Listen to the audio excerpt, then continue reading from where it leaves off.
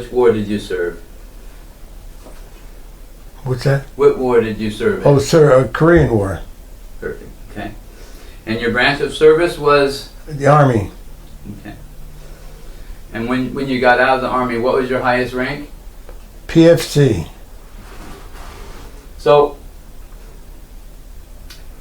can you just tell me about how did you end up in the service? What were you enlisted? Were you drafted? And tell me how that. Well, I was in the top of the world, like my story says, and I was pitching for the Yankees at the time, you know. And I got a draft. I drafted me at the service, you know. And it didn't take long for them to send me to Korea because I went to Fort Sill for 4 months, and then we got a vacation for about 3 weeks, and then they sent us to Korea. I spent my whole time in the Korean War. Okay. So you were drafted, and at the time you were playing ball for who? But the Yankees and the Giants. I don't know exactly which one. I was shifting from back and forth to them at that time. Okay. And how did you feel about being drafted then? At the time, shocking, because here I am in heaven playing one thing that I lived for in my life, playing baseball, a professional, you know, and the way I had the world on a string, you know, they hit me like with a bomb, you know. The turnaround was tremendous. Okay. So what about your family? Do you have any brothers and sisters? How did they feel about you having to go in the service for the Get that picture, honey. Well, I got, I had at the time 3 sisters and a brother, but 3 of them are gone. One's left, Terry. Okay. How did they feel about you being drafted? I don't think it was one way or the other. When they got their money, $3,000 bonus, they felt very wonderful. So, do you recall your first days in the service? Yep, I recall. We went to Fort Devens, you know, and that night it was very, very shocking to guys that turned their life over like that. And believing them, during the course of the night, they were crying, you know, because the shock of just turning a person over like that, you know. Then from there, I went to Camp Chaffee, Arkansas, but because I was on the higher echelon in intellect about Fire Direction Center, they sent us to Fort Sill, Oklahoma Fire Direction Center. And what was your training there? Fire Direction Just Center? with artillery, totally in artillery. Okay. 105s. 105 millimeter. Yeah. Okay. So, what was your training like and training for? Well, it was pretty tough as usual. You know, you'd take hikes, 20-mile hikes, and shoot the guns to try to accuracy. You know, and it was pretty tough. You get hit hard right off the bat in a different way of life, and that's pretty tough. So, what happened after your training? Where did you go after that? Well, when I go into that, I went home for about 20 days. And then they shipped us to Korea. They sent us to Washington where the boats were going out. And it took 2 weeks to get to Korea. And then we landed at Incheon, Korea, from there. And what was that like when getting to Korea? Well, there was shelling. At the minute, I thought myself, I said, I just got in, I'm going to get killed, because it was in the middle of the night. It's flashing all over, you know, like the muzzles of the gun, you know. But I didn't realize it was outgoing mail at that particular time and not incoming, you know. But I didn't know the difference, you know. And I said, I hope I don't get knocked off right away. So it was a pretty chilling welcome to Korea. Yeah. So tell me about those first few days. How did the process go? Did you stay at Incheon? Did you go someplace else? Well, it's just like stages, you know. You go from one stage to the next stage, and everybody becomes like, when we hit the beaches, I saw long lines of veterans going out, and I looked at their faces, and they all looked like Sergeant York, and the crookies coming in, you know.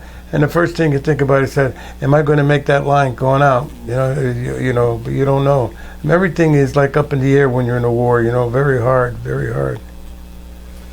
But I had a very good fortitude. I was to overcome anything in my life.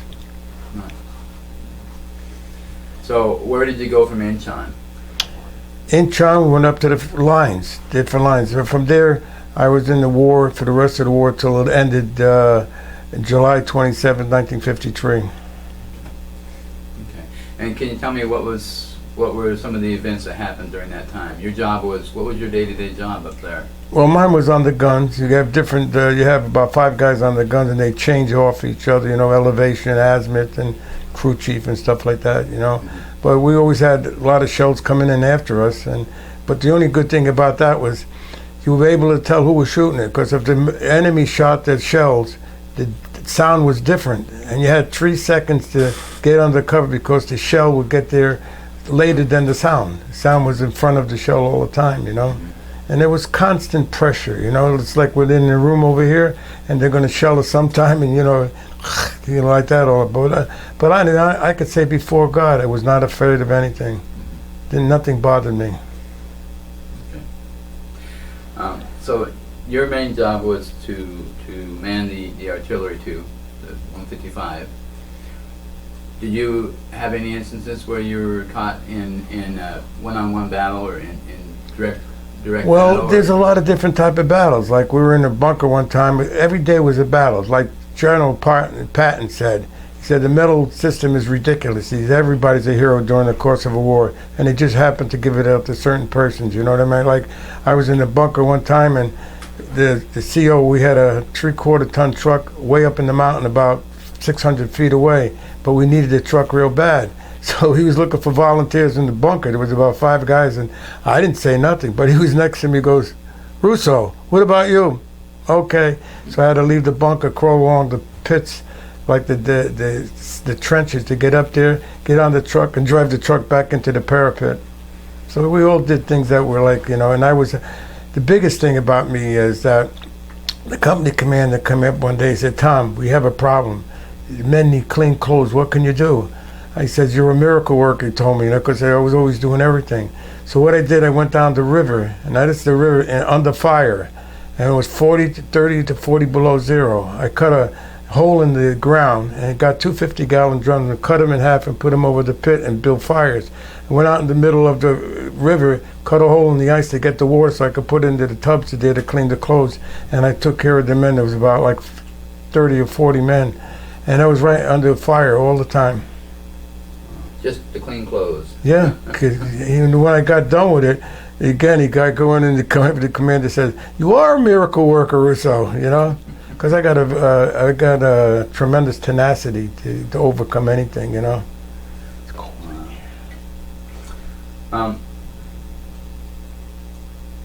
So you have any other stories for us while you were in Korea? I'm sorry? Do you have anything else while you were in Well, Korea? yeah. Any Well, other when I was on the front lines, and it was horrible, 40 below zero, getting shelled every day, I said, probably I'll get it sooner or later. Company commander comes up to me and goes, "Russo," he goes, "they're going to ship you back to Chinchon for a temporary duty." I said, "Well, why me?" He said, "Well, you have a reputation of being very honest, and the PX is being black marketeer, and we know you'll do a good job." So I go back there, and I set up a system for everybody equally in the Army, from the private, I don't care if you were a general. But in the back at the door, just be knocking all the time. The officers would come in and say they want special favors, case of liquor, watches, cameras. And I said, "No way." So the company commander calls me in. He says, "I hear you haven't been taking care of my men." And I said to him, "Who are your men?" You know, he knew what I meant. He said, "Well, you better take care of them or you're going to be shipped back to the front." I said, "It'll take me 5 minutes to pack." So while I was there, it branched off to another story. The kids had no clothes; they just had rags on. Imagine when they're cold weather like that. So I found a system. I had a lot of pull. I went to the supply sergeant with all the uniforms that GIs get, and I had him fill bags of them. He said, "I can't give you those." He said, "Well, I'm going to Seoul for supplies. If you want them, you better give me the bags." So he gives me the bags, and I got the crew, the kids from the riverbed and the tents come up, and they went to the Korean tailor we used to call Joe the Tailor. And he made customized Army suits for kids 5, 10, 12 years old. They're running all over the place. And everybody said, "Where the hell are they getting these uniforms? That's impossible. They fit like tailor-made." And I remember Phil DeMont says, "Did you see that, Russo? Isn't that something?" He said, "I can't believe it." I said, "Yeah." I said, "God knows." Interesting. So you ended up going back to the front lines? Yeah, I was over there a very short time. PX incident. Okay. And what about did you make strong bonds with your fellow soldiers or with? Well, you make bonds with them without too many words. You know what I mean? just like I was coming in the room over here. I felt all the guys in there are my brothers. You know what I mean? Because you don't have that much time for talking. Everybody becomes more or less an individual, even if the guy's standing next to you. Like I remember a black guy, we were getting shot like crazy. This black guy was on his knees and he's looking up. He goes, "Man, oh man, I don't want to die. I'll see what I do." It was sad and funny in the same way, line. And you run into a lot of that stuff over there, Guy getting killed. I remember one guy he had the looks of Tom Selleck and he was married. You know how he died? They were in the Bronx they were having a card game and he got a BAR trying to clean it and there was a shell in it and it killed him, went right through him. Killed him instantly. So many ways to die. But you don't get excited because if you did, you lose your mind. Because people are dying all the time, And BAR is? A BAR is like a sort of like a semi-shot with a tripod, on the end, and you put it on the end of it and shoot it.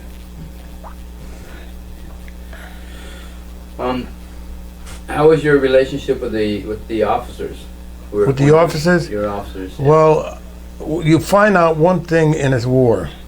In the basic training, they're very connected to each other. When you get on the front lines, they're not connected at all. They become soldiers or officers because they fool around, they're liable to get knocked off. To tell you the truth, everybody's got a job to do to save themselves, and everybody does their job. You don't become too close because you're afraid he's going to get knocked off, and then you get, it affects you quite a bit. So what were some of your medals that you received? What were they? They said 2 medals on. You'll see it on my discharge papers. I forget what they call them. Korean War medal, this, that, and those are the only 2 I got. And the Purple Heart that I told you, belatedly. I've got a patch on my shoulder. Oh, okay. So how did you come about getting the Purple Heart? I just told you before, we were getting shelled. And we were no place to go. The ditches were around the bunkers that I told you from the monsoon rain, but they were only about that wide. I'm running, I dive, and my body went this way, my shoulders went that way, and I felt terrible pain in my shoulder and neck. And the guy, my buddy, was in front of me. He hit the ground and he got hit by shrapnel. I don't know how the hell it missed me. Had my head on his boots, and that's all there was to that, Were those the only injuries that you sustained? Sorry? Were those the only injuries that you received in the Army? Yeah, and like the medic came after the battle to take care of us, but I had more like strawberries, you know what I mean? Like pain and strawberries on my arm, my leg from diving into the pit. Mm-hmm. And then he wanted to know if I wanted to go back to the stand. I said, just take care of me here. How did you stay in touch with family back home? How do I stay contact with my friends back home? Friends and family? Well, they go to all parts of the country. You never see them again. No. You send did you contact, did you write letters home, or did they write letters to you? You're talking about like during the war? Right. Oh yeah, during the war I always wrote home. To basically my sister and my mother, And you have one brother, is that right? Dead. He's dead now because he was the oldest in the family. Did he serve in Korea? Yeah, he was in the Second World War. He was in the Second World War, so he's medic, field medic. That's what we was talking about. What was the food like while you was in the service in Korea? How was it what? How was the food? What type of food did you eat? Well, in a war like that was a stable war. Most wars are moving wars. You know what I mean? They cover a lot. There was very little movement. Everybody was dug in on both sides, and the food was good because they were able to set up the thing in the side of a mountain, and we had actually hot meals. But they only could go get the meals between 11 and 11 and 1 o'clock because the enemy knew that we're out of the pits, and that's when they shelled us. So we never went that time. Like I remember, was getting so used to it one time, we were getting bombed really bad, and there was a bunker next to us to hide, So I got tired of it. So everybody ran into it, but I picked up my plate, and I went into the bunker, and I'm eating, and we're getting shelled, and the guys are looking, and I said, Jesus Christ, I wish they stopped the dust that's going into my food. And the guy said, Russo, don't you know where we're at? So they eventually came up to me, believe it or not. After a while, they get kind of testy, And I remember one of them looked in my eyes because I was reading the Bible, and he said, "Tom, we're staying close to you because we know you're close to God." Oh, there you go. Yeah, that's the statement he made. Nice. Were there any problems with supplies? Did you have plenty of supplies? Plenty of supplies. Everything you needed? The best one was the Mickey Mouse boot. Before that, they wore regular boots, and everybody's legs were freezing, lost their legs, feet, and like a lot of guys I heard, they tried to take their boot off before the Mickey Mouse boot, and the legs would snap right into the boot. 40 below zero. Don't think about what 40 below zero is. Are you kidding me? Just think about what zero is. Forget about 40 below. And it was a great boot. You just wear a thin pair of sock, and you could walk in any place, and you stay warm all the time. You know. And they still have them. They still have them. I know that because I bought one, and remember, I think I was with her one time, and I bought them in a fair one time. You know. So, while you were in Korea, you must have felt stress or pressure. How did you deal with? Well, I didn't have any. Like I radiated it before. I was wondering why I was not scared I was about as much scared as I am in this room. Mm-hmm. Because I thought about me, because I was a spiritualized person at that particular time, but when I was with the Yankee, I was more of a secular person, you know what I mean? Mm-hmm. And it didn't bother me at all, because I figured God put a bubble around me. He said, "Tom, do my work taking care of the children, keep them alive, and I'll keep you safe." In fact, they used to come to me in the middle of the night, the soldiers, looking for emotional comfort from God. And I said, "Why don't you go to your own, minister?" They said, "Because you're going to tell us the truth, Tom." You might have missed your calling, huh? Well, I've heard that many times people want me to be a talker, a minister, all that type of stuff, but I just tell the truth, It's the easiest thing to do, just tell the truth. Was there anything special you did for good luck? Some people carry a Saint Christopher with them. No, I don't believe in that. I believe that straight channel right to God, just like Jesus Christ said. The way to get to Him is through Jesus Christ. All the other things are man-made.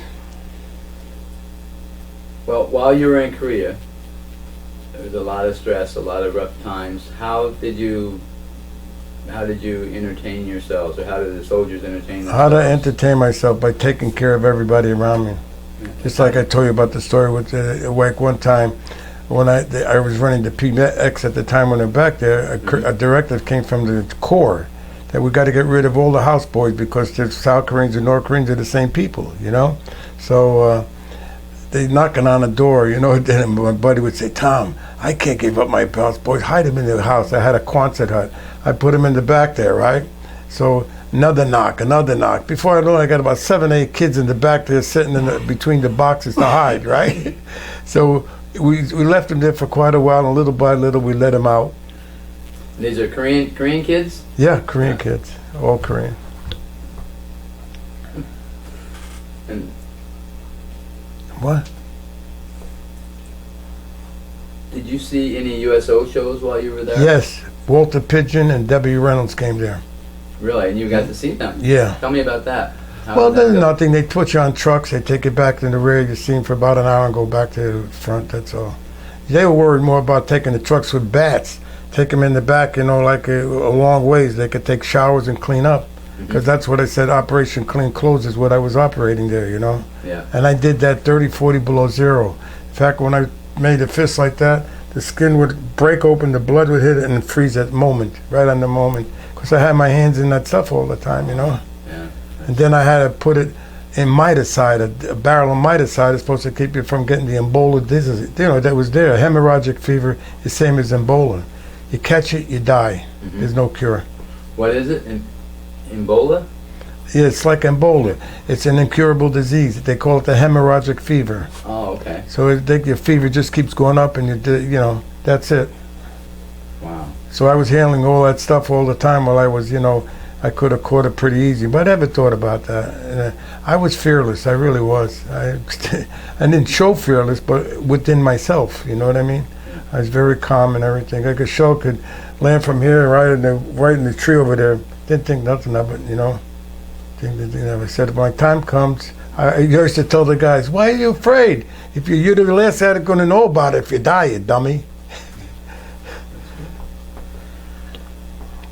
Did you get a break while you were there? Did you get to go on late? Yeah, we went to. They got a rest and recuperation. They sent us to. I went to Kokura, Japan. So all these guys are worried about just shacking up for the whole time that they're there. You know, they figured this their last fling before they die. But I met a little Japanese boy that was in the camp there. They took care of.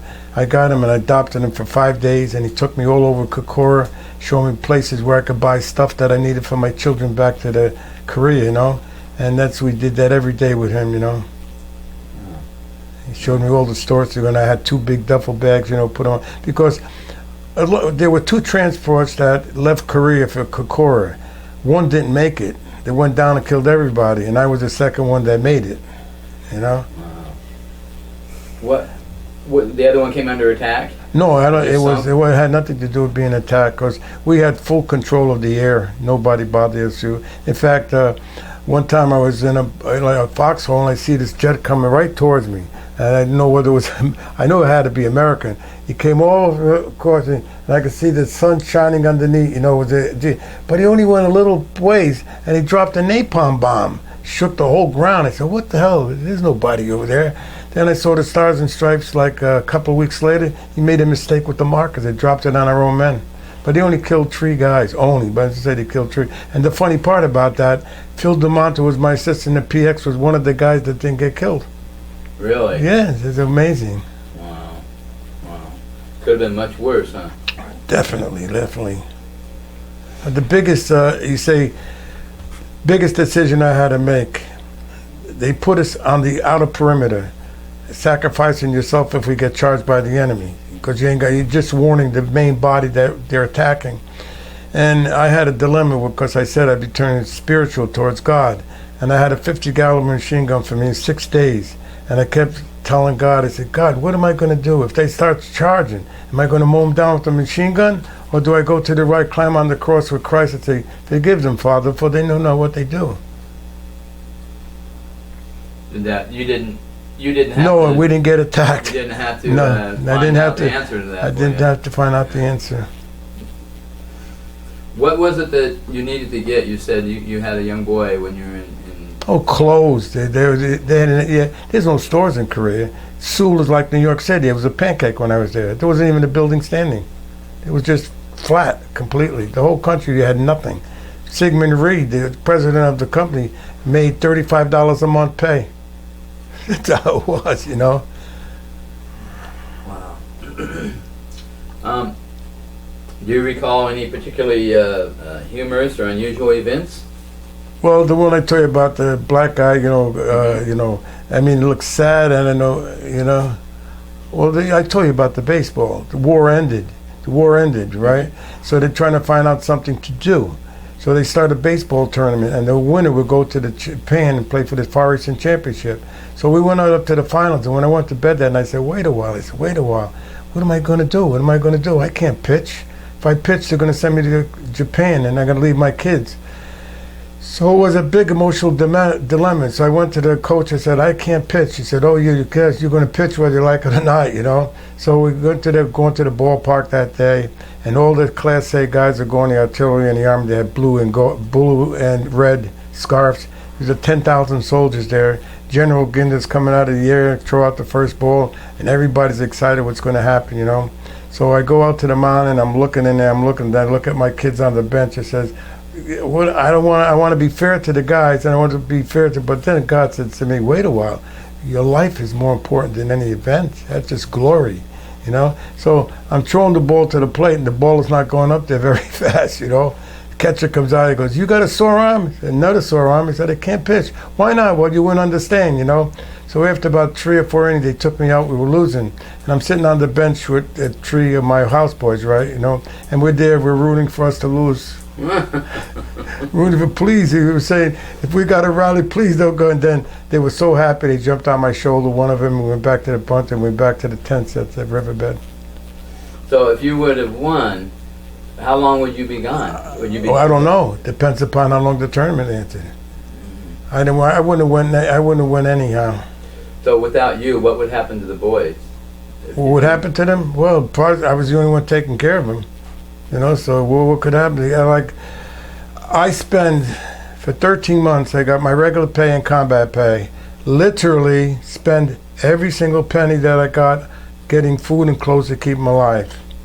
Not 90%, not 92%, 100%. And what was the ages of these They boys? usually were between 8 and 13, 14. 13, I would say, around there. Kim Jo-wan was my first houseboy. He went the whole way. And when I left from the Korean tent, the whole pack of on top of the hill where the Koreans I was taking care of, I didn't want to go home. They forced me. And the truck comes around, and it's a dusty day, and the dust coming up. And I'm looking at the crowd, and they all jumped up yelling. Then all of a sudden, Kim Jo-wan, my houseboy, broke the pack, and he started running after the truck. And please don't go leave me, Daddy, because he was calling me Daddy at that time. Please don't leave me, And he fell on the ground, and the dust obliterated him. We took off, So those boys are now in their late 60s. Probably have to be. Well, I'm 84, so they have to be, I think, 74. Yeah. Because when I was there, I was 21. How many boys were you taking care of? Well, in and out. They came and they go, and they drop them off here. On the average, every one I got. Every one I can get. Yeah. And then there's a lot of moral factors there. One of the kids, I bought a whole bunch of things for him, He said, come and visit my house. I want you to come and visit my house. So I go visit his house. And he had his mother there. She didn't know who I was, She had a daughter. They found out that they had nothing to offer me, so they offered me their daughter for nothing, And I said, do you realize that? I said, I would hate your country if I did that, but I love your country. So I say no, Wow, interesting. When I came home, Mhm. I still sent packages and money to Korea because Kim Lin-hee, the interpreter, I still sent packages and money to him because him and his wife said they were going to die of, tuberculosis. He needed food and rest. I took care of him for years, and then I remember I went to visit him in New York, and his mother was sitting on the couch, didn't know who I was. Kim turned around to her and says who I was. She jumped off the couch, tears came out of her eyes, got on her knees, held me on my wrist, and kept saying in the Korean, I'll save you, I'll save you, I'll save you. It was just a very emotional spot, Wow. So you went to a war and you impacted a lot of people in a quite a different bit. way. I say God impacted him. I was just a steward. Well, tell me this, Tom. What were some of were there any pranks or joking around you guys did to try and relieve tension, Joking around? try to relieve stress? No. They're very serious-minded. You're like, you can understand the anticipation is harder when the battle's going on because it takes your mind off it. But it's like you're standing here and you know you're going to get shelled. How are you going to feel? Mm-hmm. You don't know when, but you know for sure it's going to come through the window or something like that. You know what I mean? Did you keep a journal at all? Keep the what? A journal? No, I got a good memory. Oh, well, I just said that. I'm going to lead the story for you. It's about 50 pages. You'll get an in-depth, real study of where I was. Everything I say, you could be sure one thing, 100% the truth. So, when your service ended, you remember that day? You're telling me your service ended when you left Korea, right? Yeah. When we left Korea, we got on the boat, came back home. We had a ticker tape parade in Seattle, There was Rhoda Fleming there. She was making the picture, Tree Redhead from Seattle. She kissed the first three guys that come off the boat, And here's another incident. So before I left there, I stopped up to camp and I said, if I get through the war and I don't get killed, I went to a mission. And I said, I'll come back here and visit you, So that day we got into the camp, it was, had thousands, The general says, no one leaves the base. When I say no one, no one. So we were only going to be there for a couple of days. So I jump into the cab that they have for, the people that work there study, And we're going out to the gate, and the mayor looks around to me, the major's there, says, where are you going? He said, aren't you a Korean veteran? I said, yeah, I'm a Korean veteran. He said, how the hell are you going to get through the gate? There's no passage, it's locked in. Oh, I said, I don't worry about things like that, So we ran out to the gate, and I leave everything up to the Lord, So We get to the gate, and it's two MPs. They how they call came towards me, and like that picture, Elmer Gantry, I jumped out of the car and I started preaching about love, spirit, everything that was wonderful. They got so dumbfounded when, and the major says, "How in the hell did you do that?" You know.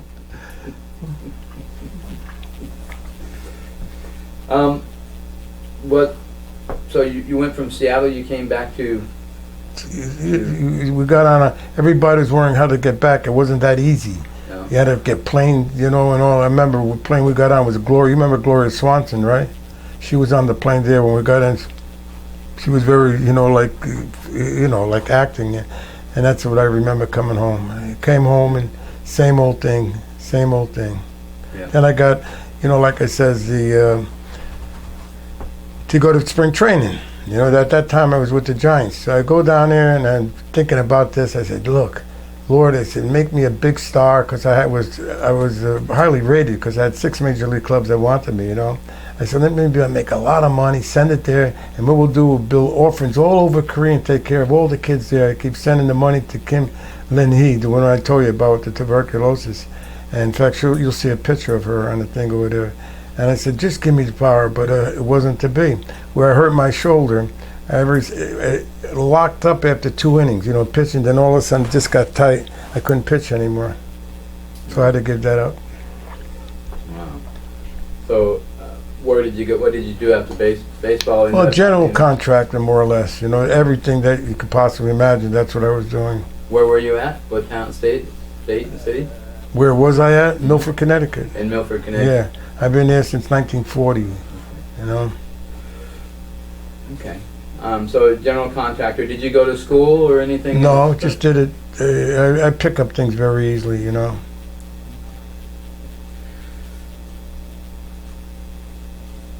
The saddest thing about this interview, me, is the way the people and the United States of America taking care of our wounded veterans. That is worse than a sin. Young men go there to protect you, to play the game of life and death. They die and they come home wounded for the rest of their lives, and we neglect them the way we do. That is beyond being sad. They make Benedict Arnold look like Mother Teresa. Sad, very sad. Did you make any close friendships that you maintained after the service? No, everybody went their own way. Everybody went their own way? Okay. Oh, I don't. I said close, not close. Have you joined any veterans organizations? Yeah, I'm a lifetime member of DAV. The DAV? Yeah, in Milford. So you're active in there. You're active in there today still. Okay. So, is there anything that you would like to add at this time that we have not covered? Add that you would like to talk? I'd like to add one thing out there. Mm-hmm. Take care of the veterans. Be honest.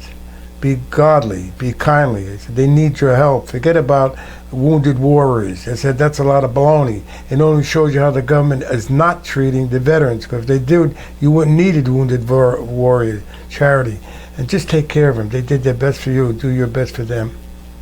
That's my message. Awesome. Well, thank you very much, Tom, for letting us interview you today. And thank you for your service. Okay.